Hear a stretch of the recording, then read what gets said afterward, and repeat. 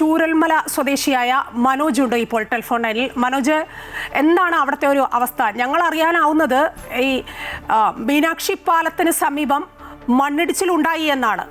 എന്താണ് മനോജിന് അറിയാനാവുന്നത്? ഇത് നമ്മളെ ഈ തുരങ്കപാതയ്ക്ക് വേണ്ടിയിട്ട് മണ്ണ് ഇവര് മാറ്റിയിട്ട് സൈഡിലേക്ക് വെച്ചിരുന്നു.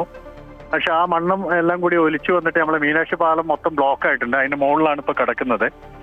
ഈ ട്രാൻസ്പോർട്ടേഷൻ പിന്നെ വാഹനങ്ങളൊന്നും ഇങ്ങോട്ടേക്ക് വരാൻ പറ്റാത്ത ഒരു സിറ്റുവേഷൻ ആണ് ഉള്ളത്. പിന്നെ കുറച്ച് തൊഴിലാളികൾ അതിൽ പെട്ടിട്ടുണ്ടെന്നാണ് അറിവ്. പക്ഷെ കൃത്യമായിട്ടുള്ള ഒരു ഇത് നമുക്ക് കിട്ടാൻ കുറച്ച് ബുദ്ധിമുട്ടാണ്. ഒന്നാമത് ഇവിടെ രക്ഷാപ്രവർത്തനം നടന്നുകൊണ്ടിരിക്കുക. മനോജ് ആ പരിസര പ്രദേശത്തുണ്ടോ ഇപ്പോൾ? ഉണ്ട് ഉണ്ട് ഉണ്ട്. എപ്പോഴായിരുന്നു ഈ സംഭവം?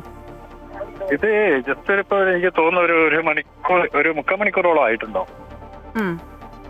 അതെ അതെ. അവിടെയുള്ള തൊഴിലാളികളാണോ കുടുങ്ങിയിരിക്കുന്നത് ഇപ്പോൾ? അത് വ്യക്തമായിട്ട് നമുക്കൊരു ഇത് കിട്ടിയിട്ടില്ല. അത് തൊഴിലാളികളാണ് ഉണ്ടായത്. അവരുടെ ഒരു ബസ്സൊക്കെ ഉണ്ടായിരുന്നു, തൊഴിലാളികളെ കൊണ്ടുവന്ന ബസ്സൊക്കെ ഉണ്ടായിരുന്നു. മഴയുണ്ട് അല്ലേ അവിടെ? ഇപ്പൊ മഴയല്ല. നേരത്തെ ഇന്നലെ രാത്രി തൊട്ട് നല്ല മഴയായിരുന്നു. ഇന്നലെ മിഞ്ഞാന്നായിട്ട് നല്ല മഴയായിരുന്നു. ഇപ്പൊ മഴ അല്ല, ഇപ്പൊ കുറവാണോ.